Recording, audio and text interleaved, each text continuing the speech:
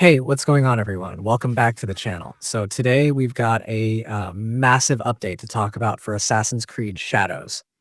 Update 1.4 just dropped, and honestly, this one feels like Ubisoft really listened to player feedback.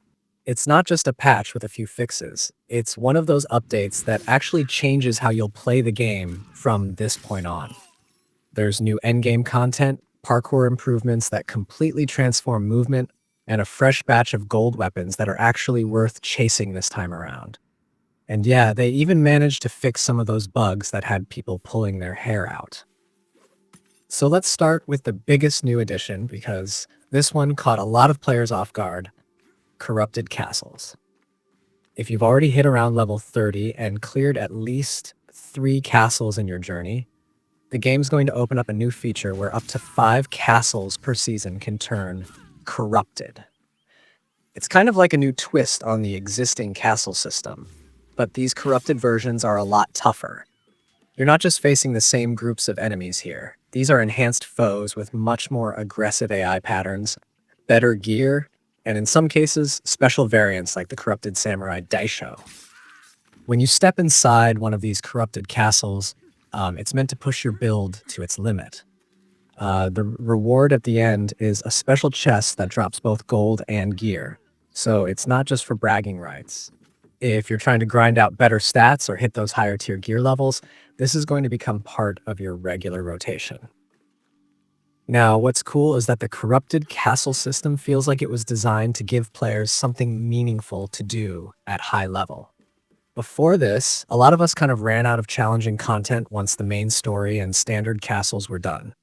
This new layer brings back that tension where you can't just run in spam encounters, you actually have to plan, parry properly, and use your stealth tools smartly. And for players who love the lore side, Ubisoft tied this in as an Animus-related replay activity, so it fits the world without feeling like some out-of-place endgame mode. It's integrated naturally, and that's something this series has needed for a while. But the update doesn't stop there. The team has also completely reworked how parkour feels, and this is one of those things you'll notice immediately. There's now an optional feature called Advanced Parkour, which you can toggle in the gameplay settings. Once it's on, the game basically removes most of the built-in parkour barriers, meaning your character can do side and back ejects from pretty much any height. This is a game changer if you're someone who's been frustrated by the invisible limitations in the movement system. It makes the world feel way more open and reactive. The developers did warn that using advanced parkour is kind of a use at your own risk feature, since it's technically more realistic and less forgiving, but honestly, it's worth it for how fluid it feels. They've also brought back something longtime fans have been begging for: the Directional Catch Ledge. Remember when you could jump from almost anywhere, and as long as you pressed toward the ledge and hit parkour up, your character would reach out and grab it? Yeah, that's back now. And it's not just a nostalgia nod. It makes navigation so much smoother, especially when you're scaling vertical areas. On top of that, there's a manual jump option now that works even when you're hanging from beams or lanterns. Plus, the vertical ledge grab has been expanded so you can use it from non-standing positions. In short, movement now feels more like something you control instead of something the game guides for you. It's all about giving players back that freedom we used to have in the older titles, but modernized for Shadows' setting and engine. And while all that new freedom is fun, the update also brings back that grind motivation with new gold weapons. The cool thing this time is that these weapons aren't locked behind New Game Plus like some of the earlier gold gear was. Instead, you can actually earn them through specific challenges. If you love the artistic side quests, there's a gold tanto you can unlock by completing all the legendary Sumie challenges. For the horse archery fans, there's a gold bow waiting once you master all of those trials. Meditation challenges will earn you a gold kusarigama, and completing all the kata will unlock a gold naginata.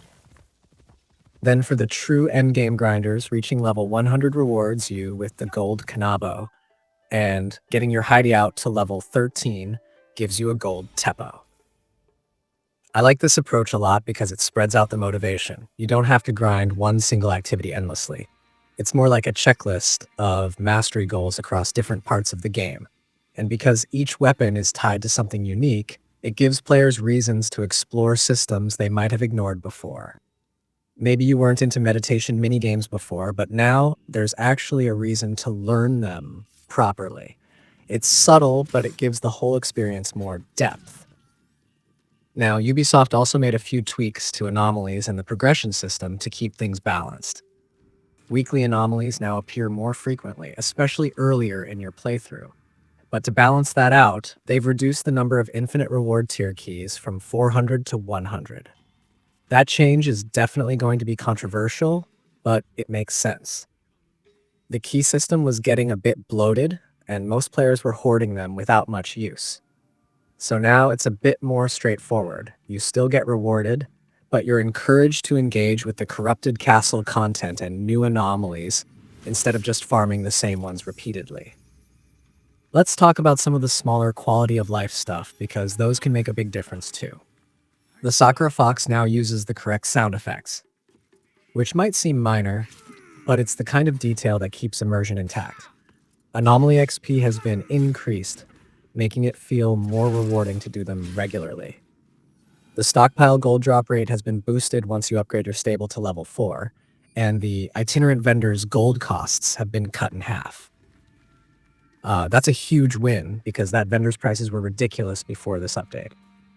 They've also squashed a handful of bugs that were causing crashes, especially during main quests like Snake in the Shrine and the Final Assault. If you've been unlucky enough to hit one of those, you know how frustrating that was. Those crashes are now fixed. There were also issues with New Game Plus, duplicating legendary gear, but that's been sorted out too. Contract refreshes now work properly when you're switching between different regions like Japan and Awaji, and the hideout build and demolish refunds now calculate correctly. There were a few quest progression issues that blocked certain missions, and those have been cleaned up as well. So overall, the game's running more stable, the economy is more player-friendly, and the progression feels smoother. It's the kind of polish update you wish they'd do more often because it just tightens everything up without breaking something else in the process. If you're wondering how to make the most of the new content, the first thing you should focus on is hitting level 30 if you haven't already, because that's when the corrupted castle feature unlocks. Once you've cleared 3 regular castles, those corrupted ones will start appearing on your map. They're worth prioritizing because the loot is better and you'll progress faster toward your gold weapon challenges. The second thing to do is turn on Advanced Parkour in the settings menu and experiment with it in a safe area. It's not something you want to test for the first time mid-chase on a castle roof, but once you get the hang of it, it completely changes how fast you can move across the world.